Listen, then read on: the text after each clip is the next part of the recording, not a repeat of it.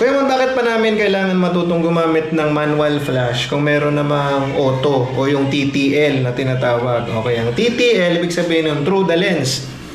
So yung putok ng flash mo, ibabase niya sa kung anong nababasa ng camera mong exposure. So basically, parang naka-auto. Kaso, ang problema sa auto flash, pag nag-off camera flash ka na, kunyari, itong camera mo, itong flash mo, gusto mo yung mga creative na. Gusto mo yung flash sa likod, mas malakas kaysa doon sa flash sa harap, tapos yung flash sa gilid, may konti. Yung ganon, yung creative setup na. Pag hindi ka marunong mag-manual flash, mamumroblema ka. Hindi mo siya maayos, pwede mo matsambahan. Pero hindi mo maayos na yung gusto mo saktong-sakto. At marunong ka mag-control ng flash manually. Let's go! Okay, isa sa mga unang tandaan natin, itong flash. Nagawa mo. Isa sa mga kailangan nating tandaan is yung exposure triangle yan. Diyan umiikot ang ating camera. So sa exposure triangle, merong tatlong factors na nandun. Para lang ma-review tayo, meron tong shutter speed, yung bilis, kung gaano kabilis bumukas at sumara yung ating shutters, aperture, kung gaano kalaki yung bukas ng ating lens, o gaano kaliit yung bukas ng ating lens.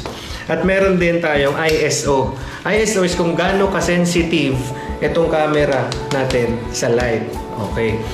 So ngayon sa flash photography, meron tayong kailangan tandaan. Yun yung flash sync speed. Ang flash sync ang flash sync speed, yun yung maximum shutter speed na kayang habulin na kung anumang flash ang nakasaksak natin. So itong nakasaksak, ang kaya niyang habulin is 1/200, okay? So papakita ko sa inyo, ganito yan. So at 1/200, pag hinot natin si Mumay, ayan, di ba? Buo. So ngayon, tingnan nyo. Pag lumampas ako sa 1/200, ayan, kita nyo? Multo. Hati. So bakit po? Ba't nagaganon yung kuha? Yung bilis nung flash niya, tumama na doon at sa bilis nung shutter curtain, inabot niya na yung curtain, yung shutter ng ating camera. Okay? Alright, so yun ang flash sync speed. So other than the flash sync speed, wala na pong kinalaman ang shutter speed sa ating flash.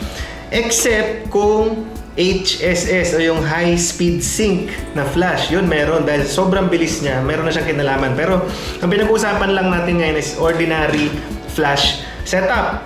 So ito po, tandaan natin. Aperture controls flash power.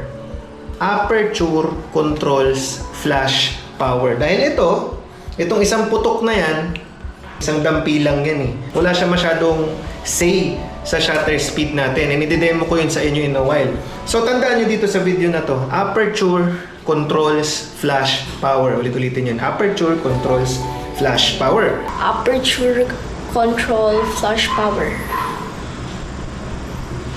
So, i-demo ko sa inyo ha. At f3.5, ISO 200, hindi tayo magagalaw. Aperture lang nga pagalawin natin. Ayan, tingnan nyo si Mumay. Ayan. Aperture gagawin natin f8. Ayun. Kita nyo naman yung difference, di ba? Madilim na. Horror. Ngayon, i-demo ko naman sa inyo yung shutter speed. Pero to demo it, kailangan ko i-off to kasi meron kaming video light. Makaka-affect ang continuous light sa shutter speed. Kasi ito, oras. Habang tumatagal yung exposure, pasok ng pasok ilaw kasi continuous eh. Ito, dampi lang eh. Ganun lang, di ba? So, off natin to. Ayan. Ayan. So, papakita ko sa inyo. Naka f5.6 tayo. 1/200. Ayan si Momay. O ngayon, yung shutter speed natin, papababain natin. 1/50. Okay? Tapos, pabagalin pa natin. O, tingnan nyo. 1/10. Ayun. So, kung papansinin po natin sa mga kuha, sige mo, may on mo na ilaw. Yan. So, kung papansinin nyo, tingnan mo. Yan, di ba? 1/200. 1/50. 1/10. Tingnan mo, pare-parehas ang exposure mo, di ba? Bakit ganon? Kasi wala namang continuous light na masyadong matagal na tumama kay Momay para maapektuhan yung kuha natin. No? In-off kasi natin yung mga ilaw. Okay, so kaya yun yung sinasabi ko. Maliban na lang kung high sync speed yung flash nyo, HSS, yung setup nyo, pati trigger nyo, walang kinalaman ng shutter speed sa flash power. Kaya tandaan nyo, yung aperture controls flash power. ISO controls the sensitivity of the light of the whole camera. So ang ISO, pag tinaasan mo, damay niya yung continuous light, damay niya yung flash, damay niya yung kung ano man ilaw. Lahat ng klaseng ilaw, okay? So susunod na nakaka-affect of course ng flash power is the flash itself. So kanya-kanyang flash, may kanya-kanyang power output, okay? So anyway, ayan, kung titingnan nyo, may plus tas minus dito. Ayan o, gumagalaw yan. Pag ganyan, full power yan. So yan yung full power niya. Yan yung pinakamalakas na putok nitong flash natin, okay? Pag minus mo yan, ayan, pag minus mo yan, 1/2, so kalahati yung power niya, 1/4 to 25%, 1/8, di ko alam kung ilang percent, mahina ako sa math, 1/16, 1/32, 1/64, and 1/128. Kung tama yung math ko. Limot ko na siya.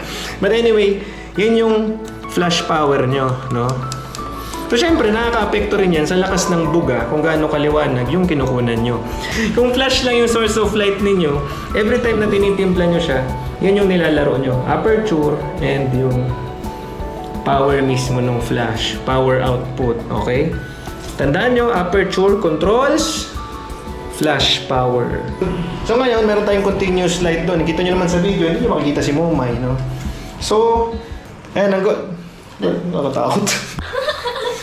Ayan, tandaan nyo, ang golden rule na, may zombie sa likod ko.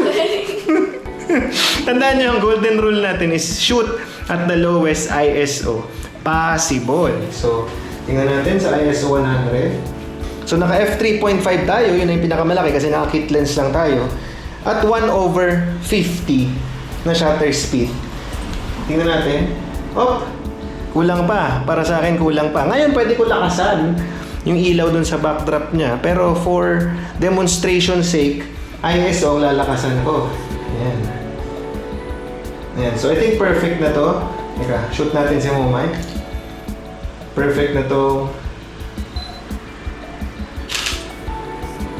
Ayan. So, si Momay para siyang tayo ka lang muna dyan. Ngayon, ipapasok na natin. Mag-introduce na tayo ng flash. So, ang starting power ko is I think nasa pinakamahina tayo power. Tama. Nasa ano tayo? 1/128 kung di ako nagkakamali sa flash power natin. Hindi siya nakasagad. 3, 2, 1. Yun! Yun. Actually, para sa shot na to, o sige, pagpalagay natin masyadong maliwanag yung mukha ni Momay sa shot na to. Sige, same lang pwesto mo. Mag-alis na. Yan. So kunwari, yung flash natin wala nang maatrasan. Ito yung distance na gusto mo. Tapos ngayon, yung flash power mo, wala na rin may babawas. So ngayon, we go to sa ating aperture. Again, aperture controls flash power. Pag pinalitan natin yung butas ng aperture natin, madagdamay rin yung continuous light sa likod niya. So ngayon, mag-adjust rin tayo sa ating shutter speed. So dahil nagdagdag tayo ng 2 stops sa aperture, magbabawas tayo ng 2 stop naman sa shutter speed. So kung kanina from 3.5, 2, F4, F4.5, so 2 click. Ngayon, from 1/50 shutter speed natin, 1/50, 2 click din, 1/40, 1/30. So supposedly, dahil hindi naman natin ginalaw yung ISO, ganun pa rin kaliwanag yung background natin. Pero si Momay, this time, mas didilim ng konti. Okay? 3, 2, 1. Yun. Ayan. So, pero nakita nyo, yung ating background na may continuous light, ganun pa rin. So, paano kung gusto pa natin padilimin ng konti yung ating subject? Si Momay, dama pa rin sa pwesto mo. So, ganun pa rin. Dagdag tayo. Sige, dagdag tayong 3 sa ating aperture. So, 1, 2, 3. Nasa 6.3 na tayo. Bawas tayo ngayon sa ating shutter speed. 1, 2, 3. 1/15 na siya. Okay. Ito pa, okay. Testing ulit tayo. In 3, 2, 1. So kita nyo, yung ating background, ganun pa rin ang ilaw, pero si Momay mas madilim na. Tingnan nyo. Hindi nagbabago yung background natin. So, ganun lang po yun. Ayan, so sana nagigets nyo na yung application ng...